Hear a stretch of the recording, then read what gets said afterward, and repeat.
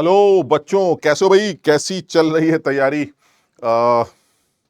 Almost काफी कुछ कर चुके हो, ऑलमोस्ट सब कुछ कर चुके हो, कुछ चंद दिन बचे हुए हैं और इसमें मेरा सजेशन यही है कि अब कुछ बहुत ज्यादा नया करना या बहुत ज्यादा कमाल करने की सोचना नहीं चाहिए। हमें पुरानी बातों को एक बार रिवाइज कर लेना चाहिए, जो जो एक बार पढ़ रखा था उनको ही दोहरा लेना चाहिए, फॉर्मूले वगैरह रिवाइज कर लेने चाहिए। जो थ्योरी कराई गई थी एक बार उसको भी देख लेना चाहिए। वैसे मेनली जो सजेशन है मेरा वो यही है कि कुछ अच्छे लेवल के सवाल लगाए जाएं ताकि ऑलमोस्ट एक सवाल से कई सारे कॉन्सेप्ट्स रिवाइज किए जा सकते हैं। तो अब इस टाइम पर थोड़ा सा रिलैक्स होने का टाइम है, बहुत ज्यादा अफरा तफरी की जरूरत नहीं है, कुछ दिन बचे हुए हैं। तो इसलिए अपने टाइम को, शेड्यूल को मैनेज करो और उसके बाद किसी भी तरह से बाहर के खाने को अवॉइड करो, क्योंकि इस टाइम पर अगर किसी बच्चे का भी पेट खराब होता है या तबीयत खराब होती है तो काफी मुसीबत आ सकती है। तो इसलिए सब लोग इस चीज का भी ख्याल रखें कि घर का ही खाना खाएं और हल्का खाएं, न्यूट्रिशियस खाएं। और मुझे ऐसा लगता है कि इस टाइम पर जो भी बच्चे कर रहे हैं वो ऑलमोस्ट सब समझदार हैं, वो अपने हिसाब से ही सारी चीजों को देख रहे होंगे। रिवीजन के तौर पर अगर बात करें तो चीजों को रिवाइज किया जा सकता है, बट बहुत ज्यादा कुछ इस टाइम पर नया या कुछ एक्सपेरिमेंट करने की जरूरत नहीं है, मुझे ऐसा लगता है। तो जैसा चलता चला आ रहा है वैसे ठीक है, जितना भी तुमने अपने आप को चेंज करने की जो भी कोशिश की थी वो ठीक है। लेकिन ये कि अब कोशिश करो कि अब किसी एक पर्टिकुलर चीज पर चिपक कर चला जाए और बहुत ज्यादा कुछ ना करके चीजों को छोटा छोटा करके एक बार रिवाइज कर लिया जाए, ताकि ये कॉन्फिडेंस रहे कि भाई जितना पढ़ा है वो एक बार रिवाइज हो चुका है। और वैसे भी जैसे कि जेई का 5-6 सालों का पुराना ट्रेंड है, वो बहुत ज्यादा बम फोड़ने के मूड में नहीं रहते। तो ठीक है, एक दो सवाल अच्छे बना देते हैं, लेकिन ठीक है, अपना काम भी, जैसे कि मैंने कुछ दिन पहले एक वीडियो भी बनाई थी, उसमें बताया भी गया था कि कुछ ही नंबरों से हमारा काम चल सकता है। तो देखो, अगर कुछ भी शक है कि पता नहीं कैसा स्कोर करेंगे, पता नहीं सिलेक्शन होगा कि नहीं, तो अगर इस तरह का कोई भी डर है तो एक बार समझो, बहुत कम परसेंटेज पर भी अपना काम चल जाता है। तो अपने मतलब भर के सवाल, जो कि जेई मेरे ख्याल से इजी और मॉडरेट मिलाकर 70% के आसपास, 80% के आसपास पूछता है, तो जो बच्चा 70-80% में से भी अगर 40-45% निकाल लेगा तो मेरे हिसाब से उसका काम चल जाएगा। बाकी मर्जी तुम्हारी है, जितनी अच्छी तैयारी करोगे उतना अच्छा स्कोर आएगा, उतनी अच्छी रैंक आएगी और तुम्हें फायदा होगा। ठीक, तो बहरहाल ये जो सॉलिड स्टेट का चैप्टर है ये मेंस में इंक्लूड नहीं किया गया था, तो इसलिए हो सकता है बच्चों ने बहुत शिद्दत से इसको ना पढ़ा हो, लेकिन इधर कुछ दिनों में उसको जरूर रिवाइज किया गया होगा। तो मैं ये चाह रहा हूं कि एक छोटे से लेक्चर में सॉलिड स्टेट में जो जो मेन मेन पॉइंट्स हैं उनके बारे में, उनसे रिलेटेड कुछ कुछ सवालों का डिस्कशन कर लें, ताकि तुम्हारा ये चैप्टर भी थोड़ा सा रिवाइज हो जाए। तो हम कुछ सवालों से इन चीजों को समझने की कोशिश करेंगे। और सबसे पहले, जैसे अगर मान लीजिए एक सिंपल सा सवाल जो जेई में बहुत पहले पूछा गया था, देखो ऐसा है कि क्योंकि सॉलिड स्टेट एक ऐसा चैप्टर है जो बहुत ज्यादा जेई में दिखाई नहीं दिया, लेकिन ये बहुत पुराना चैप्टर भी नहीं।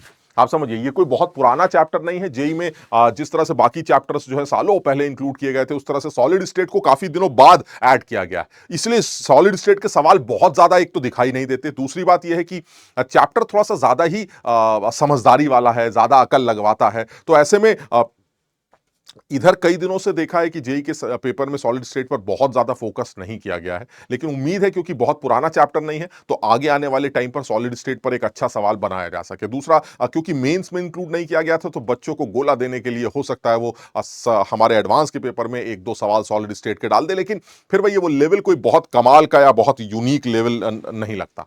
समझ रहे हो? तो अगर हम बेसिक बातों को पकड़ के चलते हैं तो हमें लगता है सॉलिड स्टेट पे आने वाले सवाल जो है वो किए जा सकते हैं। जैसे एक एग्जाम्पल के तौर पर बिल्कुल बेसिक सवाल लेके आया हूं मैं, बिल्कुल एग्जाम्पल जेई में पूछा गया सवाल है, बिल्कुल बेसिक एग्जाम्पल है। ए एक्स बी वाई एक लैटिस है जिसमें कौन कहाँ है उसके बारे में बताया गया है। तो अब अब इसको थोड़ा सा समझो कि कौन कहाँ है, अगर इसके बारे में सोचा जाए तो जैसे कि वो कह रहे हैं कि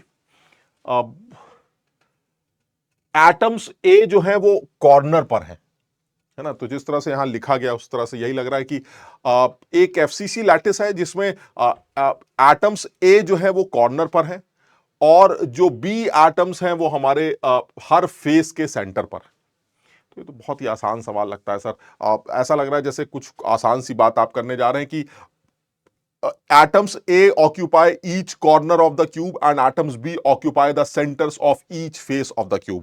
तो ये सर कुछ ज्यादा मुश्किल नहीं लगता सर। जिस तरह से दिखाई दे रहा है, जिस तरह से आपने बताया है, वो ये लग रहा है सर एक क्यूब है और उस क्यूब के एक कोने पर सर हर कॉर्नर पर आपने शायद ए को ले रखा है। तो अगर हर कॉर्नर पर आपने ए को ले रखा है और फेस के सेंटर पर आपने बी को ले रखा है तो ये कुछ बहुत मुश्किल बात नहीं है सर। ये देखिए, ये कॉर्नर पर आपने ए ले रखे, ये सारे आपके ए। तो अगर आपने कॉर्नर पर ए ले रखे हैं तो एक कॉर्नर पर होने की वजह से टोटल कितने हैं, ये आसान है सर। अगर आप टोटल ए की वैल्यू निकालना चाहें तो 8 इंटू 1/8, क्योंकि कॉर्नर का कंट्रीब्यूशन किसी क्यूब में 1/8 होता है। तो आप इस बात को मेंशन कर सकते हैं, आप अपने हिसाब से इस चीज को समझ भी सकते हैं कि, और ये इंपॉर्टेंट भी है, इसको नोट भी कर सकते हैं कि आप कंट्रीब्यूशन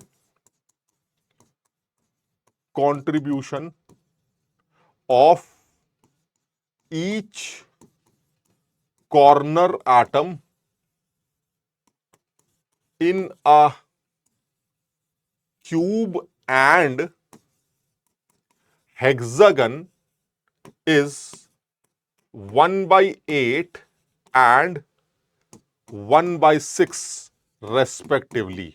इसको ध्यान रखेंगे कि अगर आप हेक्सागन के कॉर्नर की बात कर रहे हैं तो हेक्सागन का कॉर्नर 1/6 कंट्रीब्यूट करेगा, क्योंकि वो कोना 6 हेक्सागन्स को शेयर करेगा। इसी तरह से ये वाला कोना 8 क्यूब्स को शेयर करता है, इसलिए एक क्यूब के अंदर इफेक्टिवली कितना आते हैं, 8।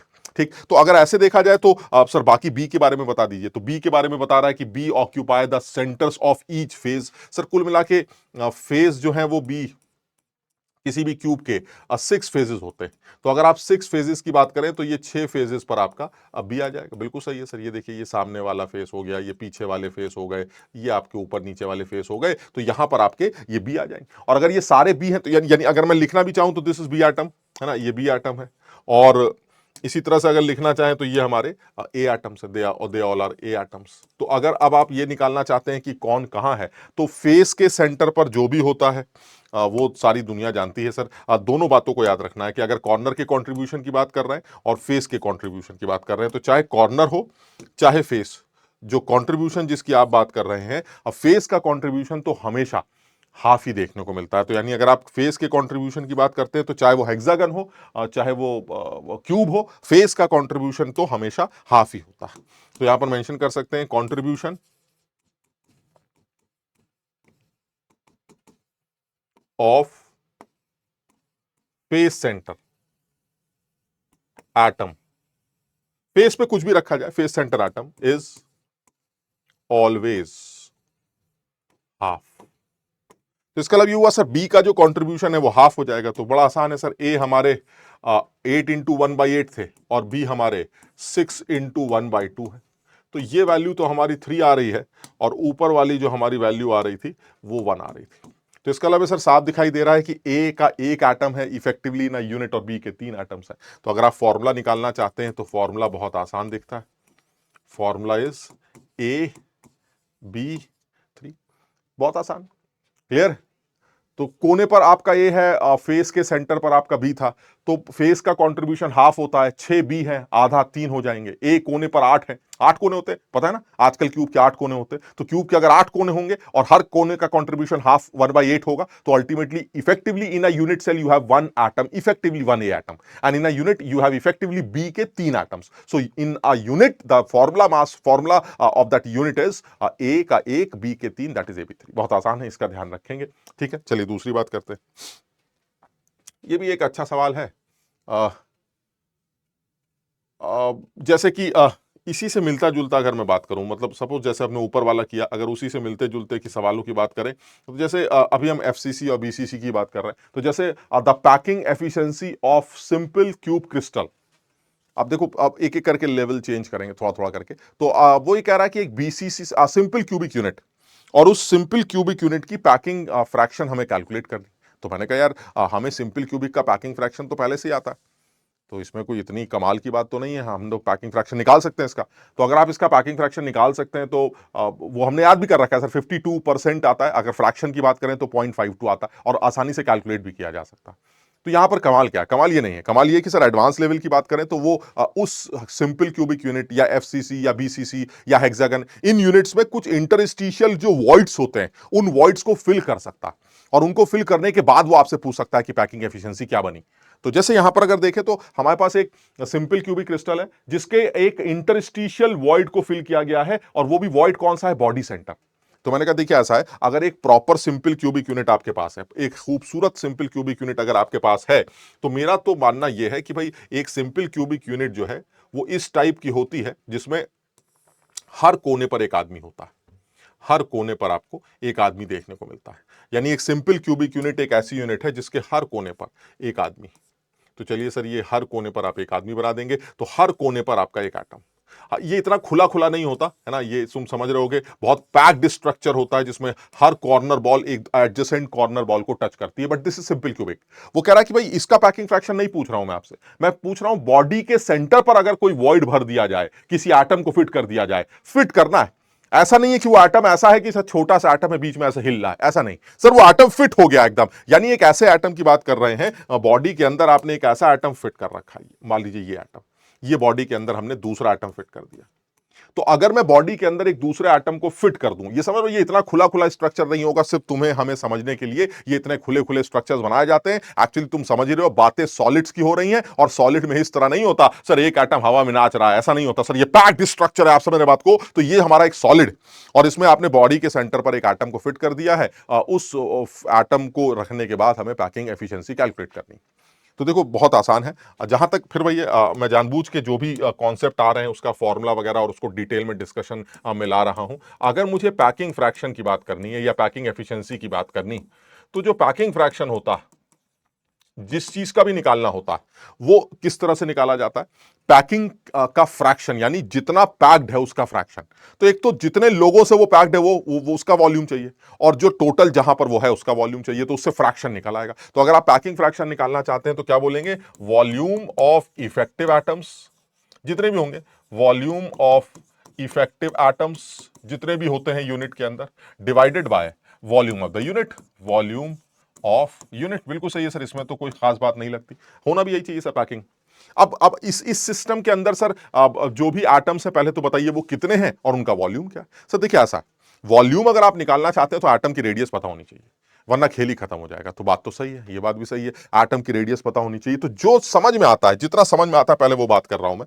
मुझे ये समझ में आता है कि अगर मैं इस बॉल की रेडियस, ये जो मेरी कॉर्नर बॉल, अगर मैं इस कॉर्नर बॉल की रेडियस को आर ले लूं, तो ये वाली भी आर होगी, सारे आर होंगे, समझ लो सारे बॉल्स, यानी कि इस बॉल की रेडियस को आर लिया जा रहा है, यानी हमारी जो कॉर्नर बॉल है इसकी रेडियस को मैं आर मान लेता हूं, और जो अंदर आपने बॉल फिट की, जो अंदर आपने बॉल फिट की उसकी रेडियस को कैपिटल आर मान लेता हूं। चलिए ठीक है, आप जैसा कहते हैं वैसे कर लेते हैं। सर इसकी रेडियस को आपने आर मान लिया, और इसकी रेडियस को आपने मान लीजिए कैपिटल आर मान लिया, दिस इज कैपिटल आर, इसको स्मॉल आर मान लेते हैं, दिस इज स्मॉल आर।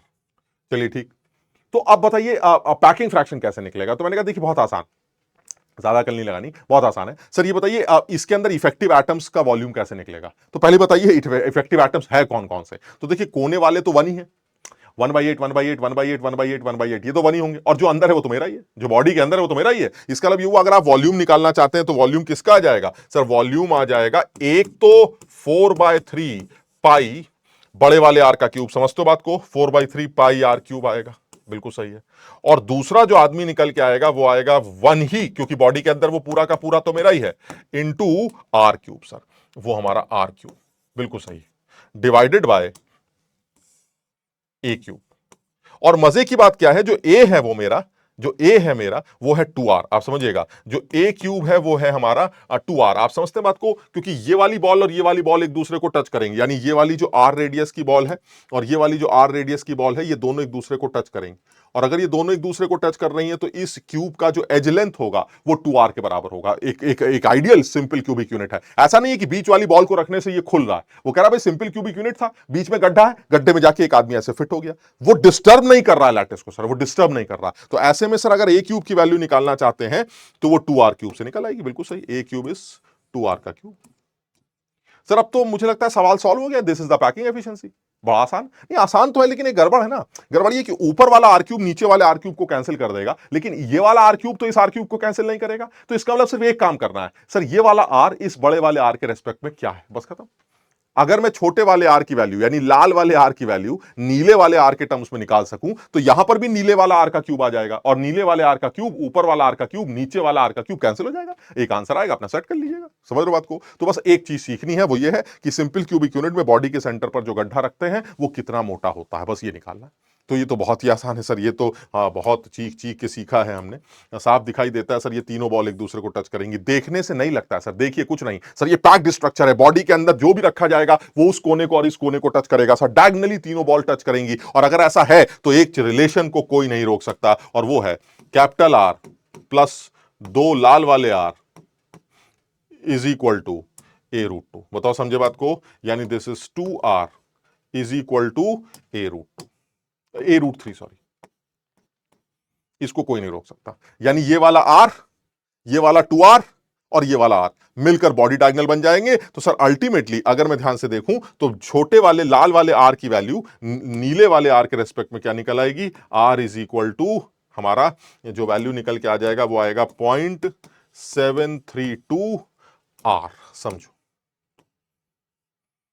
ये लाल वाले आर की वैल्यू नीले वाले आर के रेस्पेक्ट में निकल के आएगी। आप जरा समझने की कोशिश करिएगा, एक बार करके भी देख सकते हैं। तुम समझो √3 क्या चाहिए हमें? छोटा वाला आर, तो ये हो जाएगा r plus r is equal to, या 2 times r plus r is equal to a√3/2, ऐसे ही हो रहा ना, a√3। तो r plus r is equal to a√3/2। और a की जो वैल्यू है वो 2r के बराबर है ना, सही है। तो a की वैल्यू अगर 2r के बराबर है तो बड़ा आसान हो गया। 2r is equal to, 2r common ले लेते हैं, यानी r is equal to r 0.732 और r इज इक्वल 0.7। ठीक है, बिल्कुल यही है। अब यहां पर अगर आप वैल्यू पुट करें तो अब आप देख ही रहे हैं, r की जगह भी क्या रख सकते हो? अब तो आसान हो गया ना, r की जगह भी क्या रख सकते हैं? यह आ जाएगा 1 इंटू 4/3 पाई, नीला वाला r रख सकते हैं, हाँ वो तो है ही, प्लस 1 इंटू 4/3 पाई, और r की जगह क्या रख सकते हैं? r की जगह रख सकते हैं हम 0.732 नीला वाला r, यानी लाल वाले r की जगह नीला वाला r का होल क्यूब। समझो बात को। अपॉन में तो जो चल रहा है वो चल रहा है, अपॉन में क्या चल रहा है? अपॉन में चल रहा है 2r³। खत्म। अब आप देख लीजिए, सारे नीले वाले आर कैंसिल हो जाएंगे, एक वैल्यू आएगी, आप सॉल्व कर लीजिएगा, पैकिंग फ्रैक्शन था। यानी मेन काम क्या था याद करने का? मेन काम यह था कि सिंपल क्यूबिक यूनिट के अंदर बॉडी के सेंटर पे जो वॉइड है उसका साइज 0.732 आर के बराबर होता है इन टर्म्स ऑफ रेडियस। अगर आप साइज की बात करते हैं तो size is defined by radius, यानी सॉरी डायमीटर। तो अगर वो पूछता है कि इस बॉडी के सेंटर पे जो गड्ढा है वो कितना मोटे साइज का है, तो आप बता दीजिएगा 2r के साइज का है। और एक आर कितना है? 0.732 आर। तो 2 लाल वाले आर कितने हो जाएंगे? 2 टाइम्स 0.732 आर। यानी अगर साइज पूछता है तो ट्वाइस ऑफ दिस वैल्यू, और अगर वो रेडियस पूछता है तो 0.732 r, where r is the radius of the atom जिसने सिंपल क्यूबिक यूनिट बनाया था। क्लियर? अब इसको सॉल्व कर लेंगे, आंसर आ जाएगा। ठीक, चलिए ठीक, और आगे बात करते हैं। ये भी अच्छा पार्ट है। If the distance between next to next nearest neighbours in an ideal FCC unit. अब देखो, फिर से वही वाली बात आती है। जेई ने अब तक जो भी सवाल पूछे थे पहले भी, मेंस में तो इधर नहीं दिया क्योंकि उन्होंने इस चीज को बाहर कर दिया सिलेबस से। बट इससे पहले जब सवाल आते थे, और नहीं तो मेंस एडवांस लेवल की भी बात करें,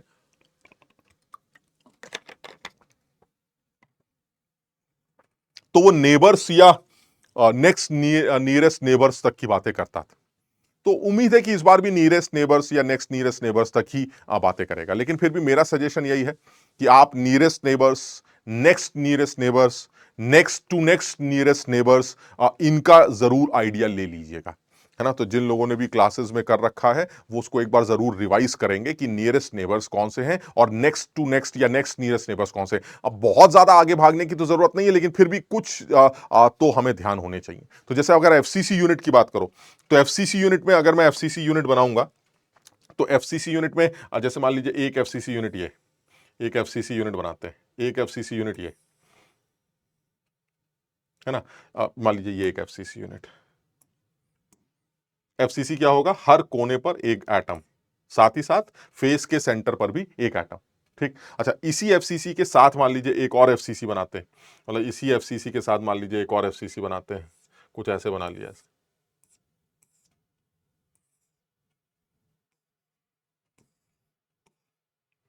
ये एक और एफसीसी, एक और एफसीसी मान लीजिए पीछे भी है, आप समझ रहे हैं, और चारों तरफ यूनिट होंगी, तो ये एक एफसीसी, ये पीछे की तरफ भी एक एफसीसी,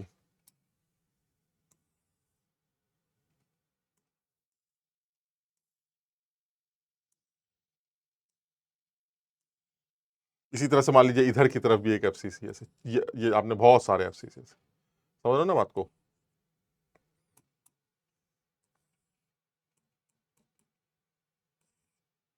तो ये बहुत सारे एफसीसी आइटम्स। तो अब आपसे कहा जा रहा है एफसीसी एफसीसी यूनिट्स, तो अब आपसे कहा जा रहा है नियरेस्ट नेबर कौन से हैं, नेक्स्ट नियरेस्ट नेबर कौन से हैं। तो अब इसमें समझो जैसे मान लो मैं किसी एक एटम को फिक्स कर दूं, मान लीजिए मैंने, और मैं सिर्फ तुम्हें इसी के अंदर कुछ दिखाने की कोशिश कर रहा हूं, बाकी सिंपल क्यूबिक बॉडी सेंटर के अंदर तुम अपने आप देखना, हालांकि हम लोगों ने क्लास में डिटेल में इसको डिस्कस कर रखा है, ठीक। तो अगर मान लीजिए मैं इस कॉर्नर बॉल की बात करता हूं, इसको फिक्स कर देते हैं, तो इस कॉर्नर बॉल का जो नियरेस्ट है वो कौन। तो देखो तुम सब जानते हो एफसीसी यूनिट में जो नियरेस्ट एटम्स होते हैं वो होते हैं, जो एफसीसी यूनिट के अंदर एटम्स कहां होते हैं, तो एक तो कॉर्नर पर होते हैं और एक फेस के सेंटर पर होते हैं। तो इस कॉर्नर बॉल का जो सबसे करीबी आदमी वो होगा, वो होगा जो इसको टच करता है। और हमें पता है कि एफसीसी यूनिट में फेस का एटम और कॉर्नर एटम ये दोनों एक दूसरे को टच करते हैं, इनफैक्ट ये तीनों एक दूसरे को टच करते हैं, समझ रहे हो बात को। तो अगर इसके नियरेस्ट आदमी की बात करें तो नियरेस्ट वो होगा जो इसको टच करेगा। तो अगर ये टच कर रहा है तो सर ये भी टच करेगा, समझ रहे हो बात को। इसी तरह से सर ये भी टच करेगा, इसी तरह से ये वाला भी टच करेगा। तो ये तो एकदम क्लियर है कि सर एक प्लेन में आपको चार ऐसे नजर आएंगे जो एक दूसरे को टच करेंगे। अब मैं और डिटेल में नहीं जा रहा हूं, लेकिन सर प्लेन तीन होते हैं और वो तुम्हें यहां से भी दिखाई दे सकता है। सर अगर आप ये छत देख रहे हैं तो छत में चार लोग आएंगे। सर अगर आप इस प्लेन को देखते तो भी चार आएंगे, चार समझ रहे हो ना, एक यहां वाला, एक यहां वाला, एक ऊपर वाला, एक उसके ऊपर वाला। सर एक प्लेन ये हो गया, एक प्लेन ये हो गया, सर एक और प्लेन होगा जो ये होगा। आप समझ रहे बात को। तो यानी कुल मिला के देखा जाए तो ऐसे, ऐसे और ऐसे, सर क्योंकि तीन प्लेन्स होते हैं एक्स वाई वाई जेड और एक्स जेड, तो उन तीनों में चार चार एटम्स आएंगे। तो in a plane you have four and you have since three planes, so ultimately you have 12 nearest atoms. तो अगर मैं सीधी सीधी बात करूं तो जो नियरेस्ट एटम्स निकल के आएंगे हमारे, अब मैं वो दिखा नहीं रहा हूं और तुम्हें दिखाने की जरूरत भी नहीं है, क्योंकि ये बहुत मुश्किल काम है इस तरह से थ्री डायमेंशनली आपको ये दिखा पाना। तो यानी नियरेस्ट एटम्स जो है वो निकल के आएंगे 12, और उनके आपस में जो डिस्टेंस होगी obvious he sir it will B a/√2 दिखाई रही है। सर फेस डायगोनल का हाफ, और फेस डायगोनल का हाफ कितना होता है सर, फेस डायगोनल का हाफ a√2/2 होता है, और a√2/2 क्या होता है आजकल, a/√2। ठीक है, तो ये तो नियरेस्ट हो गया। सर नेक्स्ट बताइए, नेक्स्ट। तो अगर आप नेक्स्ट नियरेस्ट की बात करते हैं, नेक्स्ट नियरेस्ट, तो नेक्स्ट नियरेस्ट वो होगा जो थोड़ा सा ज्यादा दूर होगा। आप समझ रहे हैं, जो थोड़ा सा ज्यादा दूर होगा इस कॉर्नर एटम, रेफरेंस यही है, इसी को रेफरेंस मानकर चेक कर रहे हैं। तो इससे सबसे नजदीक है जो a/√2 है। थोड़ा सा ज्यादा दूर कौन होगा सर, थोड़ा सा ज्यादा दूर वो होगा जो इसको टच नहीं कर रहा है लेकिन थोड़ा सा ज्यादा दूर है, वो होगा सर ये कॉर्नर वाले, ये कॉर्नर वाले ए डिस्टेंस पर, ये देखिए आप, ये कॉर्नर वाले, समझ पा रहे हो। और इसी तरह से सर एक ऊपर भी होगा जो हम यहां दिखा नहीं रहे, लेकिन आप समझेंगे बात को। सर ये एक यहां पर भी, ये कॉर्नर वाला, यानी कुल मिला के अगर देखा जाए तो सर ये 6 एटम्स होंगे जो इससे थोड़ा सा ज्यादा दूर होंगे, समझ रहे बात को। तो ये वाले तो हमारे हरे वाले थे, समझ रहे, ये वाले तो हमारे जो नियरेस्ट वाले हैं, ये हमारे ये हरे वाले नियरेस्ट। और जो हमारे नेक्स्ट वाले हैं, वो नेक्स्ट वाले हमारे ये पिंक वाले, ये नेक्स्ट वाले हमारे पिंक वाले हैं, they are next nearest neighbours. और अगर आप इनकी डिस्टेंस की बात करते हैं तो सर ये कुल मिला के देखा जाए तो ये ए डिस्टेंस पर है, और नंबर भी बिल्कुल साफ समझ में आते हैं सर। देख लीजिए, एक ऊपर, एक नीचे, एक दाएं, एक बाएं, एक इधर, एक उधर, यानी +x -x +y -y +z -z, कुल मिला के सर 6 ही होंगे, इसमें सोचने की जरूरत ही नहीं। अच्छा सर एक और कर लेते हैं, नेक्स्ट टू नेक्स्ट, यानी इस आदमी का नेक्स्ट टू नेक्स्ट कौन होगा। यानी नियरेस्ट a/√2 पर था, नेक्स्ट नियरेस्ट a पर है, नेक्स्ट टू नेक्स्ट थोड़ा सा और दूर, थोड़ा सा और दूर की बात कर लेते हैं। सो अगर आप थोड़े से और दूर की बात करते हैं तो जो थोड़ा सा और दूर होगा इससे, वो होगा सर बहुत अच्छा है ये, बहुत जो थोड़ा सा ज्यादा दूर होगा सर वो सामने वाला ये फेस सेंटर होगा। यानी अगर आप इस यूनिट की बात करते हैं, सामने वाले यूनिट की बात करते हैं, तो इस यूनिट में जो आपका फ्रंट फेज है उसका जो एटम, फेस सेंटर एटम है, वो इससे next to next nearest distance पर होगा। आप चाहें तो कोई और भी ले सकते हैं, इसका ये वाला भी ले सकते हैं, ये वाला फेस सेंटर वाला,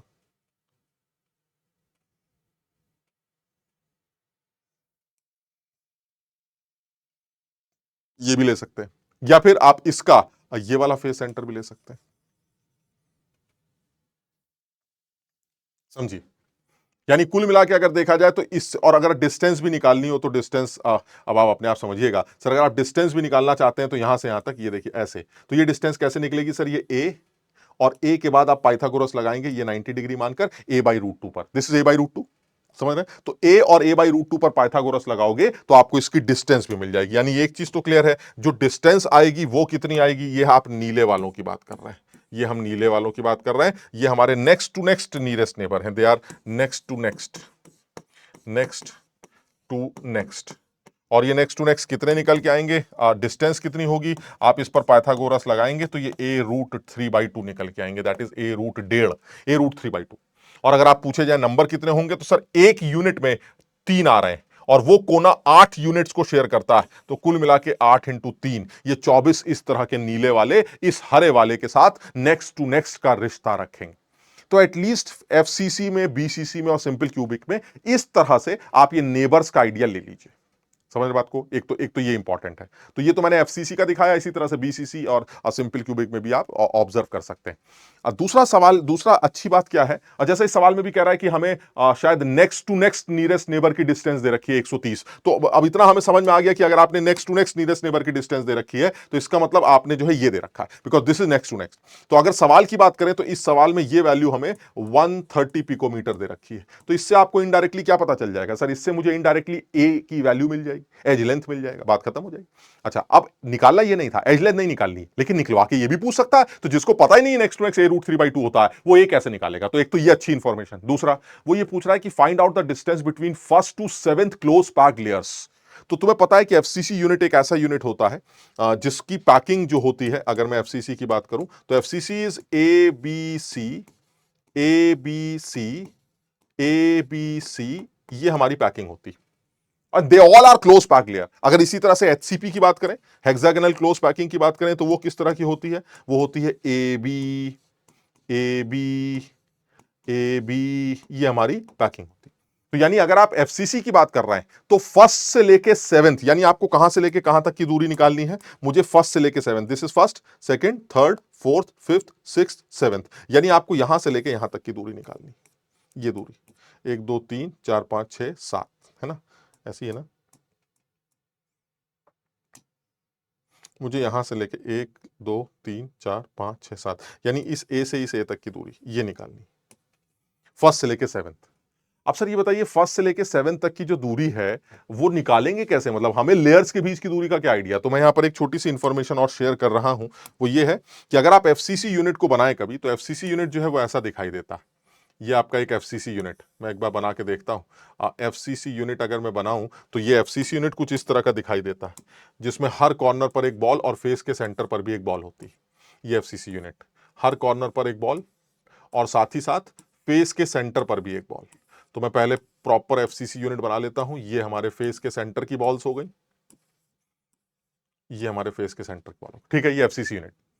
अब इस एफसीसी यूनिट में जो ए लेयर है या फर्स्ट सेकंड थर्ड लेयर से जो अभी आपने एबीसी बताई थी वो कौन सी है, तो इसको तुम ज्यादा अकल मत लगाओ, हालांकि डिटेल में समझा जाता है, लेकिन फिर भी कम से कम अभी के लिए याद किया जा सकता है। Sir A layer, B layer, C layer मैंने याद कर ली है। सर ये जो मेरी लेयर है ये एक पर्टिकुलर लेयर है जिसको मैं मान लीजिए बी लेयर कहता हूं, और ये जो आपने बनाई है सर इसको मैं मान लेता हूं ये सपोज मेरी a layer, this is a layer. और जो मेरी बी लेयर है अब वो ये है, और जो सी लेयर है, जो थर्ड लेयर है, जो आपने क्लोज पैक लेयर बोली थी, वो थर्ड लेयर वो मेरी ये लेयर है, this is my C layer, इसको सी बोल देते हैं। और फिर से मेरी ए लेयर रिपीट कर जाएगी। सर ये मेरी फिर से हरी वाली ए लेयर रिपीट कर रही है। यानी अगर मैं ध्यान से देखूं तो मुझे ये इस तरह से ए बी सी लेयर्स दिखाई देती। और अगर इस तरह से आपको ए बी सी लेयर्स दिखाई देती हैं तो जो पैकिंग होगी, जो आपका जो जो जो लेयर्स के बीच की दूरियां होंगी, सर वो तो ये देखिए, एक तो ये क्लियर है, ये पीछे वाला कोना है और ये वाला आगे वाला कोना है, ऐसी है ना। तो अगर मैं पीछे वाले कोने से आगे वाले कोने तक चलूं तो वो सर ये आपका डायगोनल बनता है, एक body diagonal, this is a body diagonal. और इस बॉडी डायगोनल को अगर आप ध्यान से देखें तो इसके 3 हिस्से हो रहे हैं। आप देखिए ये जो बॉडी डायगोनल अभी आपने बनाया, मैं इसको ऐसे दिखाता हूं थोड़ा सा समझाने के लिए। ये बॉडी डायगोनल हमने बनाया था, ठीक। इस बॉडी डायगोनल के आपने 3 हिस्से किए हैं, अगर आप ध्यान से देखें तो एक हिस्सा जो है आपने किया है, ये तो एक तो ये हरा वाला ए लेयर था, ये ठीक है सर, ये हरा वाला ए लेयर था। इसके बाद सर वो जो लाइट ग्रीन वाला आपका बी लेयर था, ये लीजिए लाइट ग्रीन वाला आपका बी लेयर था। उसके बाद आपने सर लाल वाला सी लेयर बनाया था, लाल वाला सी लेयर बनाया था, बहुत बढ़िया। और उसके बाद आपने फिर से हरा वाला ए लेयर बनाया था। तो अगर आप देखें तो ये पूरा जो बॉडी डायगोनल इस बॉडी डायगोनल के कुल मिला के 3 टुकड़े हो रहे हैं। तो आपको पता ही है सर बॉडी डायगोनल कितना मोटा होता है, तो बॉडी डायगोनल इज a√3, तो उसके 3 हिस्से होंगे, तो हर हिस्सा कितना मोटा होगा सर? हर हिस्सा जो है वो a/√3 के, a√3/3, a√3/3, a√3/3, so this will B a/√3। यानी ये जो बॉडी डायगोनल है ये 3 हिस्सों में बढ़ जाएंगे और हर हिस्सा a/√3 निकल आएगा। तो इसका मतलब ये हुआ दो कॉन्जिक्यूटिव क्लोज पैक्ड लेयर्स के बीच की दूरी कितनी है? a/√3। तो सबसे पहले तो ये इंफॉर्मेशन याद कर लेते हैं, the distance between two consecutive closed packed layers in FCC is equal to a/√3। और अगर इन टर्म्स ऑफ डिस्टेंस की बात करते हैं, सॉरी रेडियस की बात करते हैं, in terms of radius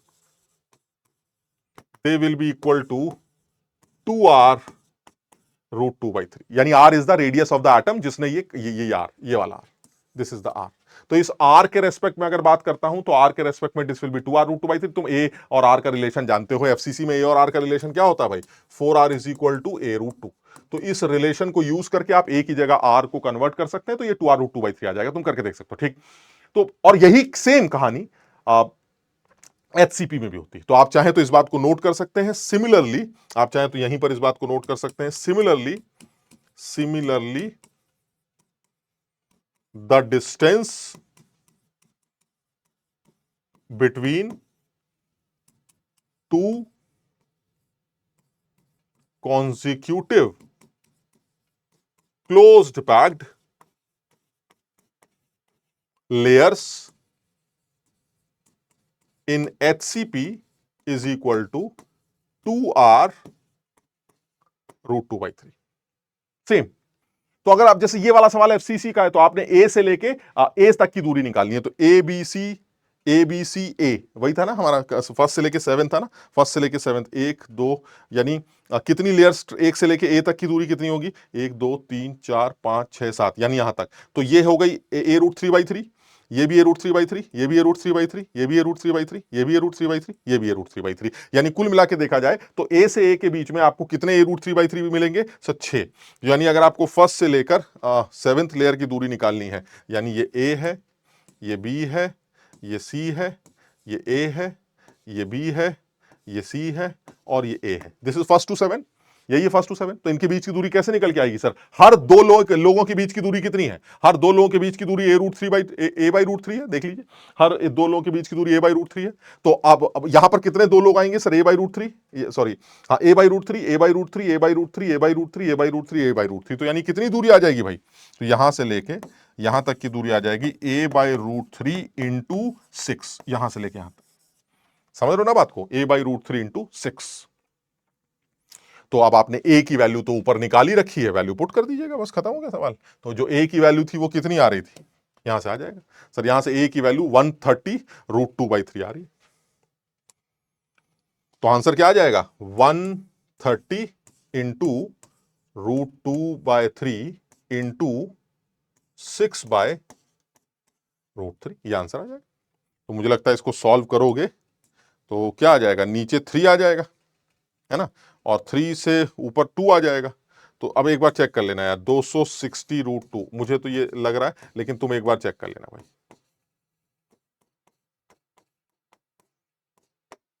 clear?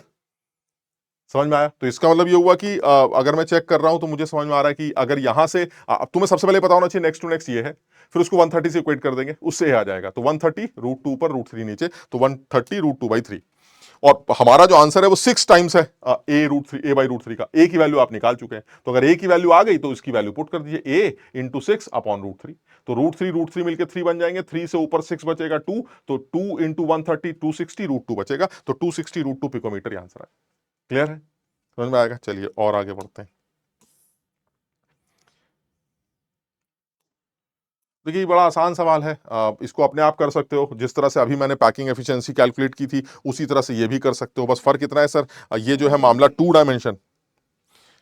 अब अगर ये मामला 2 डायमेंशनल है तो ऐसे में फिर थोड़ा सा ध्यान देना चाहिए कि अगर ये 2D स्ट्रक्चर है तो 2D स्ट्रक्चर में शायद वॉल्यूम से फर्क नहीं पड़ेगा, आप समझ रहे हैं मेरी बात को।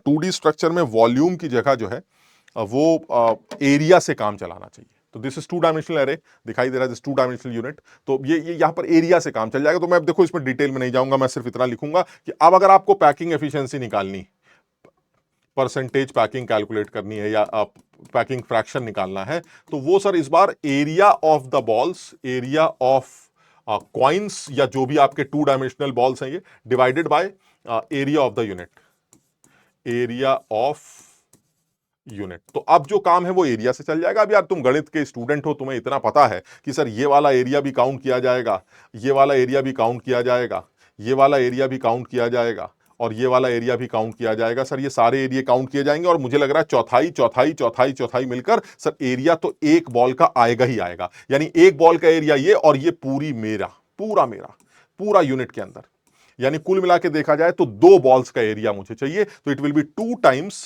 पाई इंटू, अगर रेडियस आर मान लूं तो 2 times pi r square.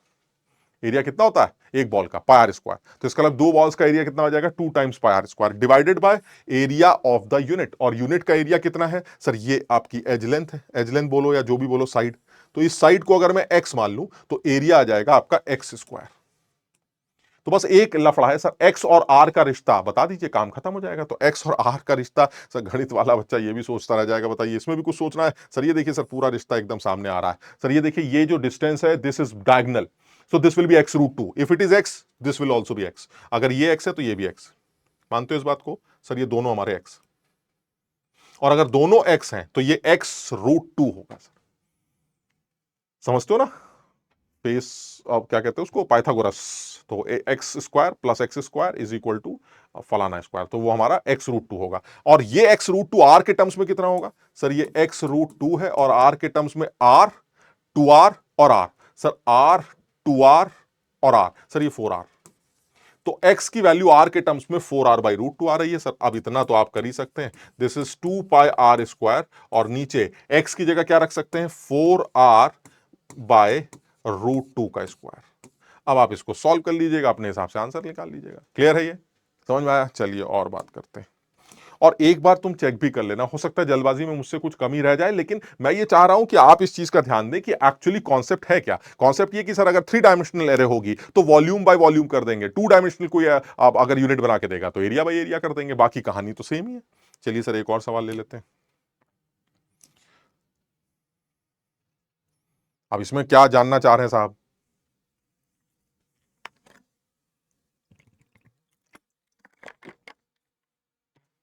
Same है। The radius of the largest sphere which fits properly at the center of the edge of body center। तो देखो फिर वही वाली कहानी आ रही है कि भाई यूनिट बनाई जाए बॉडी सेंटर की, है ना। तो बॉडी सेंटर की यूनिट कैसे बनेगी ये आप, oh my God, body centre की यूनिट बनेगी ऐसे। ये बॉडी सेंटर की यूनिट बना लेते हैं, ये एक क्यूब बना लिया और क्यूब से बॉडी सेंटर की यूनिट बन जाएगी।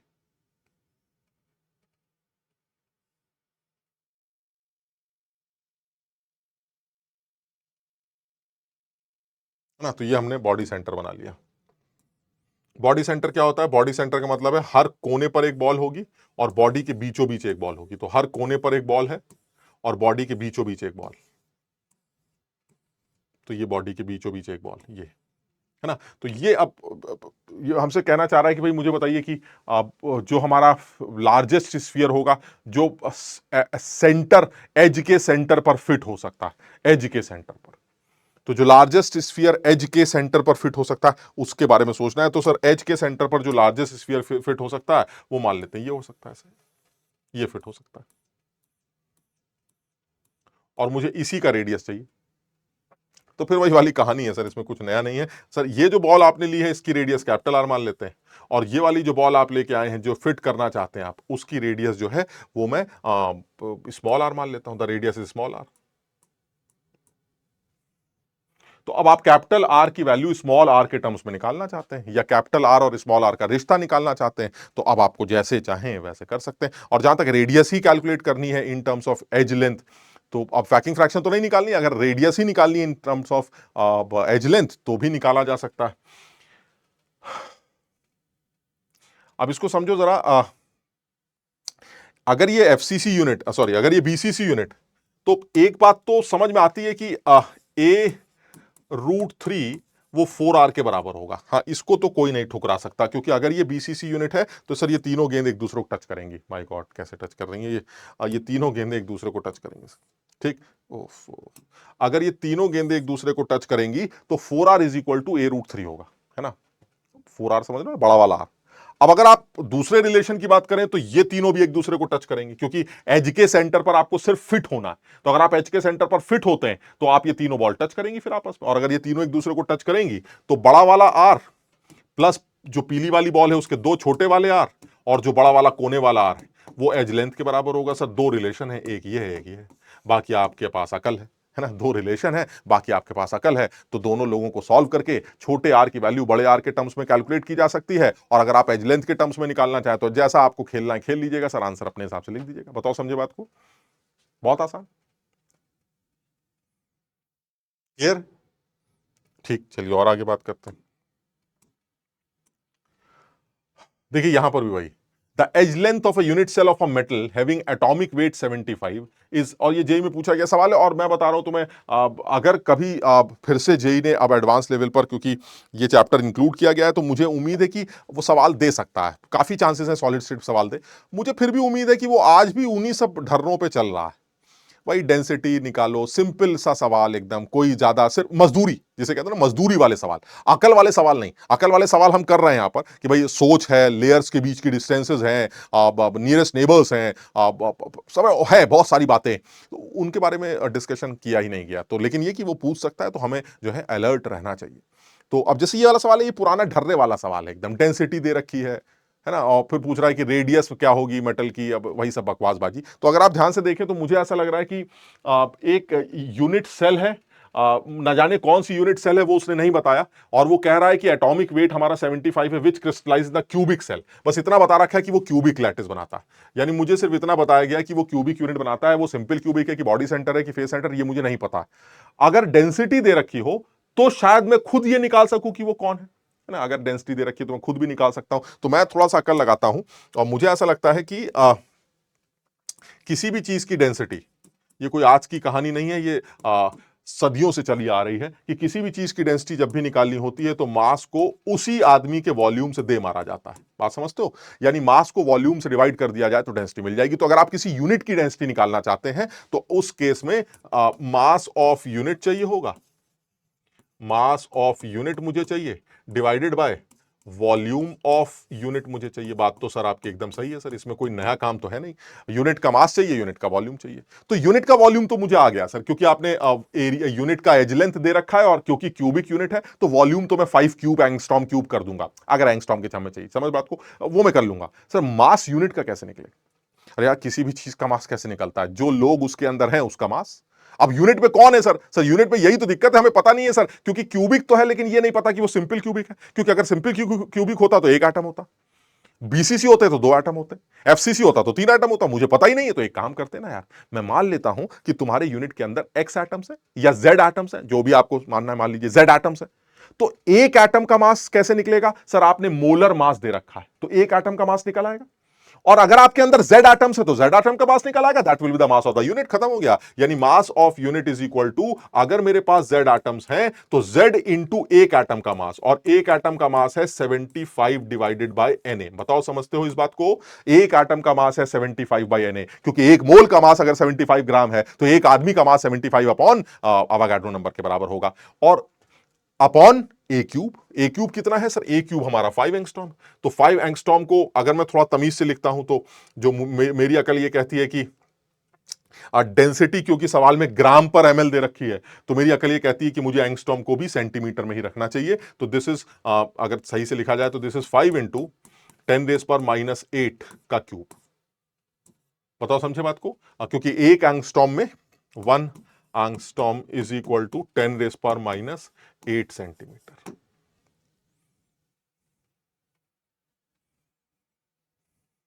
क्लियर है? तो आपने यहां वैल्यू पुट कर दी, अब आप पुट करके अब देख लो क्या निकल के आएगा। इससे जेड आ जाएगा, इससे जेड सॉल्व हो जाएगा। डेंसिटी आपको सवाल में दे रखी है, कितनी दे रखी है डेंसिटी? डेंसिटी हमें सवाल में दे रखी है 2 ग्राम पर एमएल।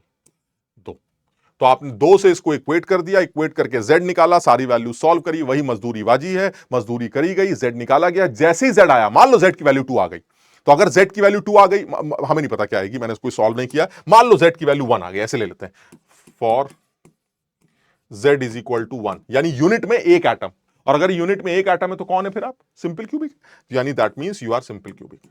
अगर आप सिंपल क्यूबिक हैं तो रिलेशन बहुत क्लियर है सर, अगर आप सिंपल क्यूबिक हैं तो रिश्ता मुझे याद है, ए की वैल्यू 2r के बराबर होगी। क्लियर है? तो अगर आपको ए दे रखा है तो आप ए इज इक्वल टू 2r कर दीजिएगा, आर की वैल्यू 2.5 एंगस्ट्रॉम आ जाएगी, लेकिन तब जब z1 हो। लेकिन अगर z1 नहीं है तो क्या होगा? अगर z1 नहीं है तो यह भी हो सकता है for z is equal to 2। तो अगर z इज इक्वल टू 2 आया तो आप बीसीसी की बात करेंगे, और बीसीसी के लिए रिश्ता क्या है? बीसीसी के लिए रिश्ता है 4r is equal to a√3। ये भी सही है, तब भी आप ये सवाल कर लेंगे। लेकिन ऐसा भी हो सकता है सर z की वैल्यू 4 आ जाए। अब देखो मुझे याद नहीं है, तुम्हें सॉल्व करना पड़ेगा, z की वैल्यू 4 आ जाए, और अगर z की वैल्यू 4 आ गई तो आप एफसीसी होंगे, और एफसीसी के केस में फेज डायगोनल के लोग एक दूसरे को टच करते हैं, तो 4r is equal to a√2। अब आप देख लीजिएगा z की वैल्यू जो भी आएगी, इनमें से कौन सा रिलेशन आपको लगाना है ताकि आप रेडियस की वैल्यू निकाल सके। आसान है, क्लियर है? तो ये एक्सपेक्टेड है, मतलब मैं तो आज भी इस सवाल को, जो घिसा पिटा घटिया लेवल का सवाल है, मैं इसको एक्सपेक्टेड ही मानता हूं, क्योंकि जेई ने ज्यादातर टाइम पर इन्हीं तरह के सवालों से काम चलाया, क्योंकि इन सवालों में थोड़ी सी मजदूरी है, बच्चों को गलत करने की चांसेस ज्यादा लगते हैं। यूनिट कन्वर्जन मान लीजिए एंगस्ट्रॉम, नैनोमीटर, पैमोमीटर, यहीं पर मस्त हो गए, समझ रहे हैं? तो इसको याद रखेंगे कि एक एंगस्ट्रॉम का मतलब होता है 10⁻⁻10 मीटर, और मीटर को जब आप सेंटीमीटर में कन्वर्ट करेंगे तो यह आ जाएगा 10⁻⁻10 into 10⁻² centimetre. Ultimately they will be equal to 10⁻⁸ centimetre. तो कुछ कुछ कन्वर्जन्स होंगे जिनको आप ध्यान रखिएगा, बस खत्म। क्लियर? समझ में आया? चलिए सर और एक सवाल ले लेते हैं, सेम है, देखिए डेंसिटी पर सवाल है, मुझे लगता है ये भी जेई में पूछा गया सवाल है, मैंने लिखा नहीं, ये भी जेई में पूछा गया सवाल है। Chromium crystallises with BCC. अब इस बार क्या है? इस बार आपने जेड बता दिया, समझ रहे बात को? इस बार आपने धीरे से जेड की वैल्यू बता दी 2, और एज लेंथ दे दी, और आपने डेंसिटी पूछ ली। फर्जी सवाल है sir. Density is equal to, वही सब बकवास है sir, density is equal to हमेशा से मास बटा वॉल्यूम। मास कैसे निकलेगा सर? दो लोगों का मास कैसे निकलता है सर? एक आदमी का मास बताइए पहले तो। सर क्रोमियम है, कहां गया? हाँ, calculate the atomic radius, r की वैल्यू निकालनी। तो क्रोमियम के मास को, जो भी क्रोमियम का एटॉमिक वेट होगा, आपने सबसे पहले 2 से उसको Na से डिवाइड कर दिया। क्या निकल आया सर? ये एक क्रोमियम का वेट आ गया। समझ बात को? क्रोमियम इज 52 है ना, तो अब तो क्रोमियम, एक क्रोमियम का वेट आ गया, और आपके पास क्रोमियम है कितने? 2, तो ये 2 क्रोमियम का वेट आ गया, और आपने इसको डिवाइड किससे कर दिया? ए क्यूब से। इससे क्या निकल आया सर? इससे आपको डेंसिटी मिल जाएगी, खत्म हो गया। समझ ना? सारी कुछ दे रखा है, मास ऑफ क्रोमियम पता है, Na की वैल्यू पता है, ए की वैल्यू आपने सवाल में दे रखी है 287 पिकोमीटर। उसको ध्यान रखना, सेंटीमीटर में कन्वर्ट कर देना ताकि डेंसिटी सीसी में आए, क्योंकि ज्यादातर ऑप्शन ग्राम पर सीसी में ही होते हैं। तो पिकोमीटर को सेंटीमीटर में जरूर कर लेना, और तुम्हें पता होना चाहिए कि एक पिकोमीटर में आजकल 10 की घात -12 मीटर होने लगे हैं। तो अगर इसको सेंटीमीटर में कन्वर्ट करोगे तो ये 10⁻² सेंटीमीटर आ जाएगा, दैट इज 10⁻⁻10 सेंटीमीटर। तो 1 पिकोमीटर इज 10⁻⁻10 सेंटीमीटर। इसका ध्यान रखना पड़ेगा। तो वैल्यू पुट करते हैं, सॉल्व हो जाएगा। भाई पुराना घटिया सवाल, ठीक। चलिए और आगे बात करते हैं। An element crystallizes in FCC lattice having edge length 400 picometer. Calculate the maximum diameter which can be placed in the interstice side without disturbing the। अब देखो FCC यूनिट की बात चल रही है। अब एफसीसी यूनिट में बिना डिस्टरबेंस के एक सबसे बड़ा मोटा आदमी रखना है। तो मेरा देखो सजेशन है, तुम चाहो तो इसको याद रखना कि in FCC unit we have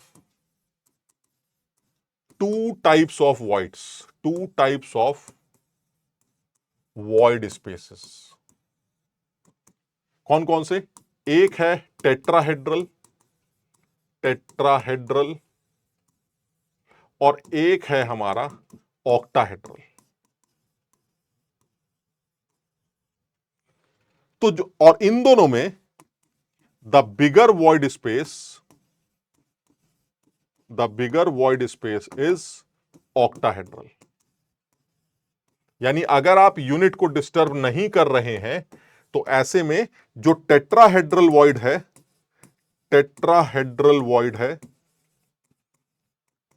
वो 0.225 आर के बराबर, और जो हमारा ऑक्टाहेड्रल वॉइड है, ऑक्टाहेड्रल जो वॉइड है वो 0.414 आर के बराबर होता है। लेकिन इससे भी बड़ा हो सकता है, बात समझिए, अब बहुत सारी बातें हैं, इससे भी बड़ा हो सकता है, लेकिन हम तो ये कह रहे हैं without disturbing the unit, without disturbing the unit. आप यूनिट को मत छेड़िएगा, क्योंकि अगर आप और बड़े हुए तो यूनिट डिस्टर्ब हो जाएगी। लेकिन इसका यह मतलब नहीं कि आप ऑक्टाहेड्रल वॉइड नहीं, आप ऑक्टाहेड्रल वॉइड तब भी होंगे। तुमने पढ़ा होगा ऑक्टाहेड्रल वॉइड्स और टेट्राहेड्रल वॉइड्स की रेंजेस होती हैं, यहां से लेके यहां तक का रेडियस रेशो, वो रेंज इसलिए होती, without disturbance they will B fix, without disturbance they will B this. और इन दोनों में साइजेस बड़ा कौन सा है, देख के लग रहा है सर 0.414 इज बिगर। तो अगर आप ये पूछना चाहते हैं कि सबसे बड़ा आदमी कहां रख सकते हैं, the answer will be 0.414 r, बात खत्म।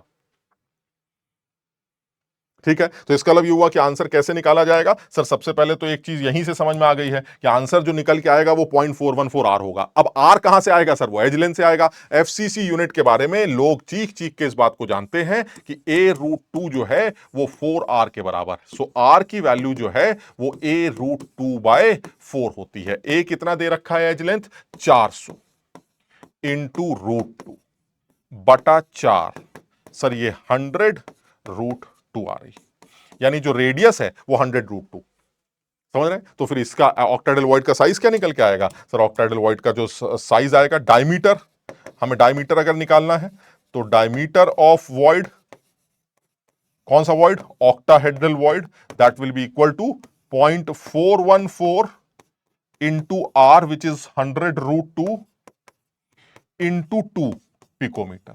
ये आपका आंसर आ जाएगा, बस खत्म।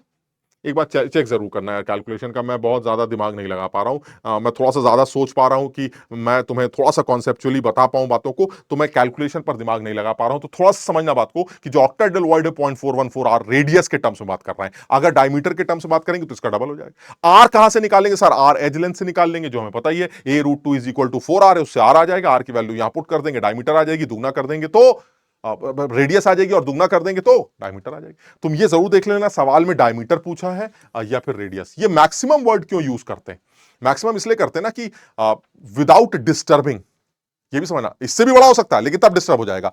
तो फिर विदाउट डिस्टर्बिंग मैक्सिमम का क्या मतलब है सर, इससे छोटा एटम अगर आप रखेंगे तो क्या वो रख नहीं पाएंगे, क्यों नहीं रख पाएंगे सर, जब इतना मोटा आदमी रख सकते हैं, इस डायमीटर का आदमी रख सकते हैं ऑक्टाहेड्रल वॉइड में, तो इससे छोटा भी रख सकते हैं वो तो लेकिन सर जब छोटा रखेंगे तो वो ऐसे हिलता रहेगा ना, और अगर वो हिलता रहेगा तो सर ये कौन सा सॉलिड आपने पढ़ा जिसमें एटम हिलते रहते हैं, बात समझ में, वाइब्रेशन तक बात समझ में आती है, लेकिन आप हिलते रहते हैं सर, एक एटम कभी यहां टहल रहा है कभी वहां टहल रहा है, ये पॉसिबल नहीं है। यानी आप इतने साइज का एटम तो रख सकते हैं, इससे बड़े का भी रख सकते हैं, इससे छोटे का नहीं रख सकते, इससे छोटे का रखोगे तो फिर वो सॉलिड नहीं होगा। यानी ये वही मैक्सिमम साइज है जो विदाउट डिस्टर्बेंस के रखा जा सकता है, और आप इससे बड़ा साइज रखेंगे तो डिस्टर्बेंस स्टार्ट हो जाएगी, और फिर एक रेंज आएगी कि अगर आप उससे बड़ा रखेंगे तो फिर वो वॉइड ही बदल जाएगा, और तब वो ऑक्टाहेड्रल वॉइड की जगह बॉडी सेंटर वॉइड में कन्वर्ट हो जाएगा। And that was the radius ratios के रेंजेस जो तुम्हें डिटेल में समझाया गया, कहीं पर भी समझाया। क्लियर, समझ भाई। चलिए सर एक आध सवाल और देखते हैं, कोई और सवाल मिल जाता है।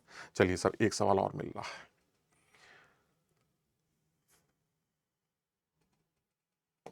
तो डेंसिटी वाले जो सवाल हैं मुझे लगता है कि वो ज्यादातर सवाल जो है वो जेई में पूछे गए हैं। कोई अब जैसे देखो ये सवाल कुछ नया सवाल है ना, जेई में पूछा गया, लेकिन ये तो बहुत ही आसान सवाल है। The empirical formula of the compound with cubic close packed, cubic close packed is FCC, है ना, सीसीपी, सीसीपी इज एफसीसी, है ना, तो ये आपका FCC.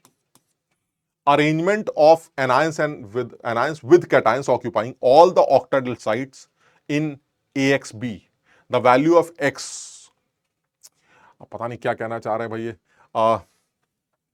for a compound with a cubic FCC unit arrangement of anions and with cations, anions with cations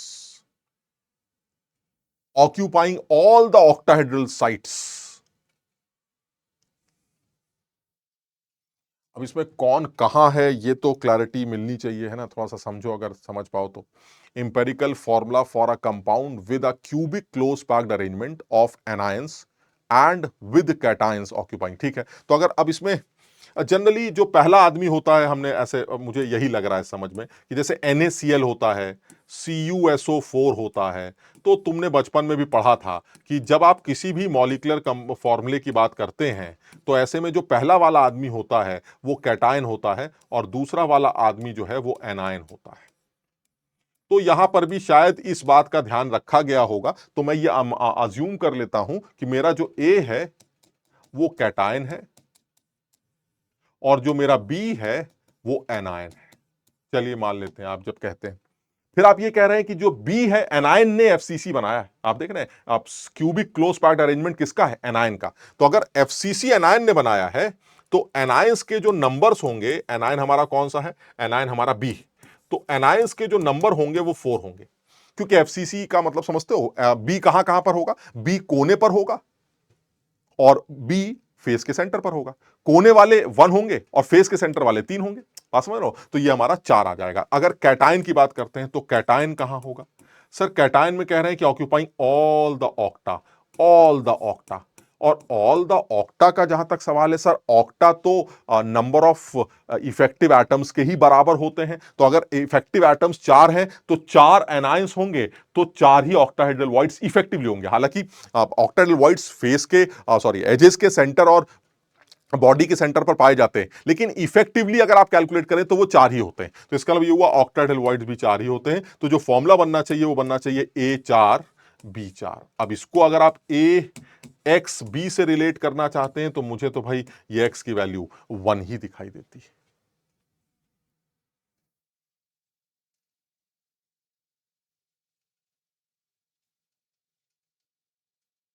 clear है?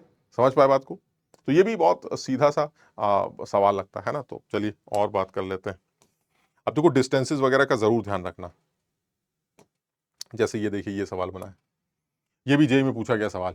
इन a solid A B having the NaCl structure, एक NaCl structure,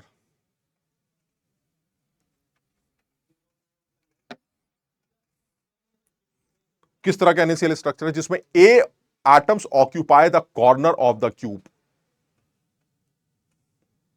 ठीक है, तो अगर NaCl टाइप का आदमी है तो अगर ए एटम्स ने कॉर्नर ले लिया तो इसका मतलब है ए हमारा एफसीसी बना रहा है, तो ए कहां कहां पर होगा? एक तो कॉर्नर पर होगा, ए हमारा कॉर्नर पर भी होगा, प्लस फेस के सेंटर पर होगा। तो कुल मिला के ए हमारे 4 होंगे, है ना? ए हमारे 4 होंगे।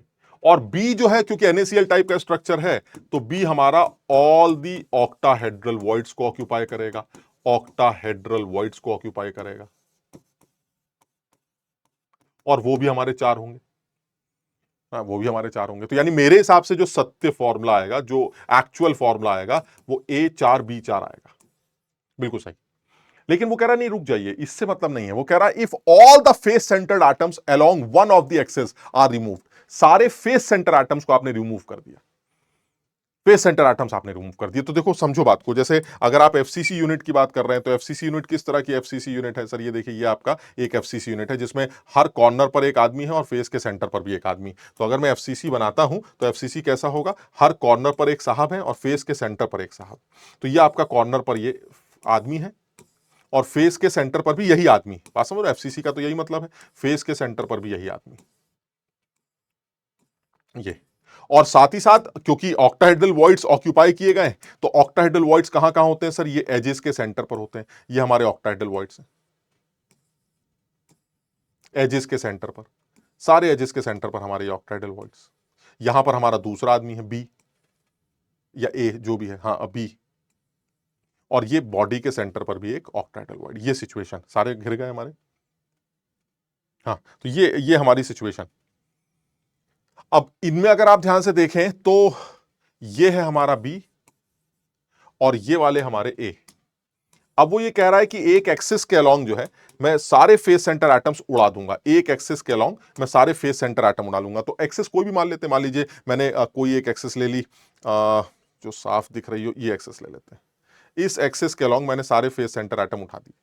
तो अगर आप इस एक्सिस के अलोंग सारे फेस सेंटर, सिर्फ फेस सेंटर, जहां से एक्सिस क्रॉस कर रही है उन सबको नहीं हटा रहे, सिर्फ फेस सेंटर एटम्स को। तो अगर मैं इस एक्सिस को क्रॉस करने वाले सारे फेस सेंटर हटा दूं तो कौन कौन से फेस सेंटर हटेंगे सर? एक तो ये वाला हट जाएगा, बाहर निकल जाएगा, एक ये वाला बाहर निकल जाएगा। बात समझ रहे हैं? यानी फेस सेंटर एटम्स जो है वो कौन है फेस सेंटर पर? फेस सेंटर पर ए।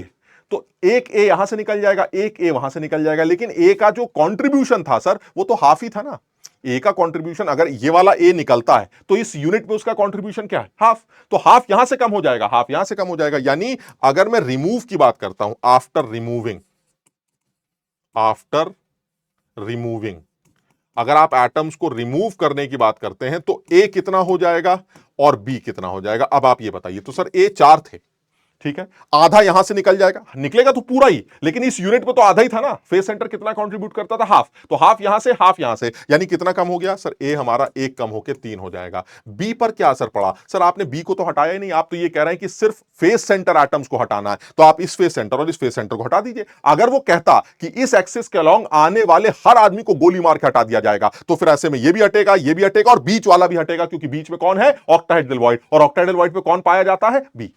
लेकिन यहां पर सिर्फ आपने कॉर्नर एटम्स हटाए, सॉरी फेस सेंटर एटम्स हटाए हैं। तो अल्टीमेटली अब अगर सत्य फॉर्मूले की बात करें तो अब आपका सत्य फॉर्मूला जो बनने वाला है after removing, that will be A का 3 और बी के 4। So the formula should be A3B4। अब जो फॉर्मूला बनना चाहिए वो A3B4 बनना चाहिए। और इसमें बहुत अच्छे अच्छे सवाल बन सकते हैं, तुमने बहुत डिटेल में किए हैं सर। ऐसा भी हो सकता है सर इस एक्सिस के अलोंग लोगों को हटा दे, इस एक्सिस के अलोंग लोगों को हटा दे, सर इस एक्सिस के अलोंग लोगों को हटा दे। अलग अलग एक्सिस के अलोंग लोगों को गोली मारकर हटाया जा सकता है, और करने का तरीका एक ही होगा, आप इफेक्टिवली कितने ए और कितने बी हैं उनको चेक कर लीजिएगा और अपना मस्त फॉर्मूला तैयार कर लीजिए। क्लियर है? समझ पाए?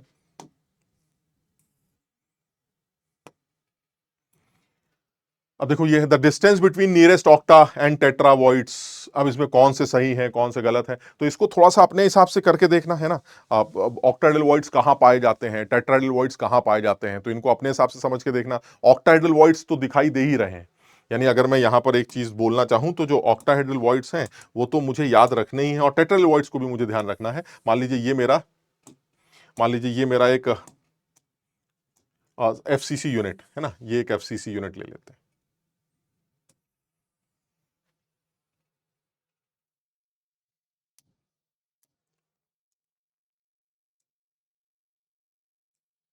ये एक एफसीसी यूनिट, तो इस एफसीसी यूनिट में ऑक्टा और टेट्रा कहां है? तो देखो एटम्स तो तुम्हें पता ही है कहां है, कॉर्नर पर और फेस के सेंटर पर एटम्स। ऑक्टा और टेट्रा को अगर लोकेट करें तो सबसे पहले जो ऑक्टाहेड्रल वॉइड अभी मैंने बनाए भी थे वो आपके एजिस के सेंटर पर पाए जाते हैं। ये हमारे सारे ऑक्टाहेड्रल वॉइड्स, एजिस के सेंटर पर पाए जाने वाले वॉइड्स हमारे ऑक्टाहेड्रल वॉइड्स होते हैं। और एजिस कितनी होती हैं? 12। तो 12 पर हमारे, 12 के सेंटर पर हमारे ये ऑक्टाहेड्रल वॉइड्स पाए जाते हैं। और हर एज पर जो भी एग्जिस्ट करता है उसका कंट्रीब्यूशन कितना होता है? हर एज पर जो भी एग्जिस्ट करता है उसका कंट्रीब्यूशन 1/4 होता है। तो ऐसे में सर 12 का 1/4 3 ऑक्टाहेड्रल वॉइड्स मेरे अंदर आ गए। और कहा जाता है कि बॉडी के बिल्कुल बीचों बीच भी एक ऑक्टाहेड्रल वॉइड एग्जिस्ट करता है, तो सर ये बॉडी के बिल्कुल बीचों बीच एक ऑक्टाहेड्रल वॉइड और, यानी कुल मिला के अगर मैं इसको ऑक्टाहेड्रल वॉइड कह रहा हूं तो ये इफेक्टिवली कितने दिखाई देंगे सर? ये इफेक्टिवली आ जाएंगे 12 जो एजिस पर है उसका 1/4 प्लस जो बॉडी के अंदर है वो मेरा है, और वो कितने आ जाएंगे? यानी टोटल ऑक्टा, समझ रहे बात को? ये हमारे ऑक्टाहेड्रल वॉइड्स हैं। तो टोटल ऑक्टाहेड्रल वॉइड्स जो है वो 4।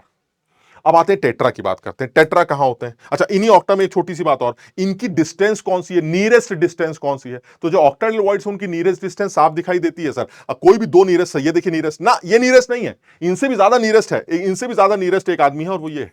आप समझिए, सिर्फ समझाने के लिए बता, कोई भी एडजेसेंट जो एडजेसेंट है, और एडजेसेंट कौन से होंगे सर? वो होंगे सर ये वाला, कोई भी ले लो, जैसे ये वाला, ये आपके एडजेसेंट, और इनके बीच की दूरी एकदम साफ है सर, ये a/2 है, ये भी a/2 है, तो सर ये a/√2 होगी सर। तो पक्का जो नियरेस्ट होंगे, अगर डिस्टेंस की बात करें तो distance nearest octa is a/√2। Distances और भी हैं, आप समझ रहे हैं? क्या ये ऑक्टा के बीच की दूरी नहीं है? ये भी है सर, ये a है, ये नियरेस्ट नहीं है, लेकिन सर क्या ये दूरी नहीं है यहां से लेके यहां तक? ये भी है, लेकिन ये नियरेस्ट नहीं है। आप मेरी बात समझ रहे हैं? अगर वो नियरेस्ट पूछता है तो दिस इज a/√2। अगर वो पूछता है सेकंड नियरेस्ट कौन सी है, थर्ड नियरेस्ट, तो अकल लगाना भाई, एडवांस लेवल की बात है, अकल जरूर लगाना, इसलिए तुम्हें बता रहा हूं, सब बताया गया, ठीक है, सब कुछ बताया गया। चलिए खैर, अगर आप टेट्राहेड्रल वॉइड की बात करते हैं तो टेट्राहेड्रल वॉइड कहां पाया जाए? अगर आप टेट्राहेड्रल वॉइड की बात करते हैं तो टेट्राहेड्रल वॉइड जो है वो बॉडी डायगोनल पर पाए जाते हैं। टेट्राहेड्रल वॉइड जो है वो बॉडी डायगोनल पर पाए जाते हैं, यानी अगर मैं देखूं तो ये आपका एक बॉडी डायगोनल है ना। इसी तरह से वैसे तो बहुत सारे बॉडी डायगोनल हैं, वो सारे तो मुझसे शायद नहीं बनेंगे। ये पीछे वाला है तो आगे की तरफ जाएंगे, ये आपका एक बॉडी डायगोनल है। एक और बॉडी डायगोनल भी होगा जो यहां से चलेगा तो यहां तक जाएगा, सर ये भी एक बॉडी डायगोनल है। समझना जरा बात को। सर एक और बॉडी डायगोनल होगा जो यहां से चलेगा पीछे से और आगे तक जाएगा। माय गॉड सर ये भी ओ ओ ओ ओ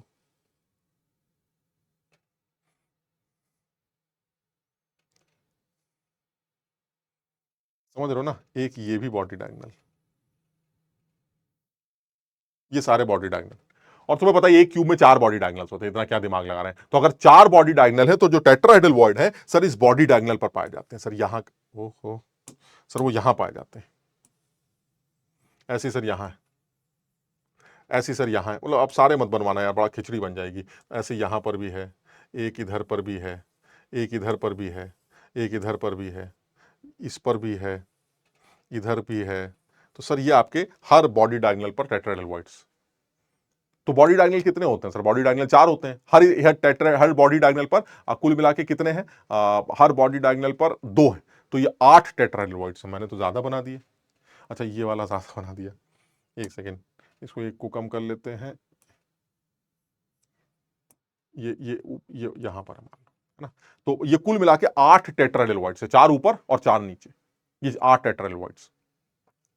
ठीक है ना। अब सारे बॉडी के अंदर तो अगर आप टेट्राहेड्रल वॉइड्स की बात करते हैं तो टेट्राहेड्रल वॉइड्स के लिए क्या लिखना चाहिए? टीवी, है ना। टेट्राहेड्रल वॉइड मैंने किस कलर के बनाए हैं? टेट्राहेड्रल वॉइड सर आपने ग्रीन कलर के बनाए। और ये कितने होने चाहिए? अगर इनकी बात करें तो ये कितने होने चाहिए सर? ये 8 बॉडी के अंदर होने चाहिए। तो टोटली कितने होने चाहिए? 8। इनकी अगर नियरेस्ट डिस्टेंस की बात करें, आप जरा समझना, अब यहां पर अगर आप डिस्टेंस की बात कर रहे हैं वो भी नियरेस्ट, तो वो नियरेस्ट डिस्टेंस आएगी इन दोनों की। इसको सब लोग समझना और अपने आप ही करना, मैं ज्यादा डिटेल में नहीं जा रहा हूं। ये आपकी नियरेस्ट आएगी, this is the nearest distance. मतलब ये वाली या एडजेसेंट, समझ लो जो अगल बगल वाले हैं उनके बीच की दूरी की बात कर रहे हैं, ये आपके नियरेस्ट टेट्राहेड्रल वॉइड्स होंगे। और ये जो नियरेस्ट टेट्राहेड्रल वॉइड की डिस्टेंस आएगी वो a/2 आएगी। This is a/2। तो यानी अल्टीमेटली अगर मुझे नियरेस्ट ही कैलकुलेट करना था तो नियरेस्ट जो डिस्टेंस आएगी टेट्राहेड्रल वॉइड की वो a/2 निकल के आएगी। इसका भी ध्यान रखें, समझ ना। तो अब ऐसे में अब और अगर ऑक्टा और टेट्रा की दूरी निकालनी है, ऑक्टा और टेट्रा की, तो ऑक्टा और टेट्रा क्या होगा सर? ऑक्टा बॉडी के अंदर है बिल्कुल बीचों बीच, और ये टेट्रा है, ये देखिए ये दूरी आ जाएगी। ये ऑक्टा और टेट्रा की दूरी आएगी। और ये निकाली कैसे जाएगी सर? जो कॉर्नर से टेट्रा होता है, वो कॉर्नर से जो टेट्राहेड्रल वॉइड है वो बॉडी डायगोनल का 1/4 डिस्टेंस पर होता है। This is a√3/4। इसी तरह से ये वाला भी सर यहां से a√3/4 होगा, ये वाला भी a√3/4 होगा। और ये पूरा यहां से लेके यहां तक a√3 है, तो फिर सर यहां से लेके यहां तक की जो दूरी होगी वो a√3/2 होगी, और यहां से लेके यहां तक a√3/4 ही होगा। So this is a√3/4, a√3/4। This is also a√3/4। So ultimately a√3/4, a√3/4, a√3/4, a√3/4। अब आप समझ सकते हैं सर, ऐसे में अगर आपको नियरेस्ट टेट्रा और ऑक्टा के बीच की दूरी चाहिए तो नियरेस्ट टेट्रा और ऑक्टा a√3/4 डिस्टेंस पर लाई करते हैं। तो अब इसी में ये सारी चीजें हैं, मुझे नहीं पता क्या क्या पूछा है। The distance between nearest octa and tetra, तो अभी जैसे a√3/4 है तो ये तो ठीक लग रहा है ना, ये स्टेटमेंट ठीक है। इसी तरह से distance between two nearest octa, nearest octa is a/√2, ये भी ठीक लगता है। The distance between two nearest tetra बिल्कुल गलत है, बात हुई थी नियरेस्ट टेट्रा कितने होते हैं? a/2 डिस्टेंस पर होते हैं। The distance between successive A and B layers, बात हो चुकी है। सक्सेसिव ए और बी क्लोज पैक्ड लेयर्स होती हैं जो 2r√2/3 या फिर a/√3, तो 2r√2/3 बिल्कुल सही। क्लियर है? तो थोड़ा सा इसको एक बार कायदे से रिवाइज कर डालो, है ना। मुझे लगता है सब लोग कर सकते हैं, थोड़ा सा मेहनत करो, आसान है। थोड़ा सा जोर लगाते हैं, जोर लगा लिया जाए तो इस चैप्टर पे आने वाले एक लेवल के सवाल जो है वो किए जा सकते हैं। ठीक है, तो ठीक है, बहुत मेहनत करो, कोशिश करो। ऑल द बेस्ट हम सब की तरफ से। जेईई एडवांस को लेकर अगर बात करें तो सब लोगों को ऑल द बेस्ट, खूब मेहनत करो। उम्मीद करते हैं तुम सब एक बेहतर रिजल्ट लेकर सामने आओगे, एटलीस्ट उतना जितने तुम काबिल हो, जितना तुम्हारी मैक्सिमम एफिशिएंसी, अगर तुमने वो डाल दी अपने पेपर में तो तुम सबको एक बहुत बेहतर रिजल्ट मिलेगा। और मुझे लगता है कि जब आदमी को अपनी काबिलियत के हिसाब से एक बेहतर रिजल्ट मिलता है तो उसको कभी भी अफसोस नहीं होता। आप समझ रहे हैं? मतलब उस टाइम पर वो ये नहीं सोचता है कि यार अरे यार फर्स्ट आ जाते तो ऐसे, क्योंकि जैसे ही वो बोलता है फर्स्ट आ जाते तो अंदर से वो जो 4 गालियाँ सुनने को मिलती हैं कि अब तुम समझ रहे हो बात को? औकात देखो पहले अपनी। ऐसे ऐसे मैं बोल रहा हूँ, हो सकता है मेरे वर्ड्स थोड़े से गंदे लग रहे हो तुम्हें, बट मैं ये बोलना चाह रहा हूँ कि मान लीजिए मैंने ये सोचा है कि मैंने तैयारी कर ली है और मुझे ऐसा लगता है कि ऐसा-ऐसा मैं कर सकता हूँ और ऐसे में मुझे जो है अगर एक सोबर सी रैंक मिलती है तो मैं सैटिस्फाइड रहूँगा। हाँ, वो अलग बात है कि दिमाग में रहता है कि ये होता, वो होता, लेकिन फिर वो उसको सोचकर मैं परेशान नहीं हूँगा।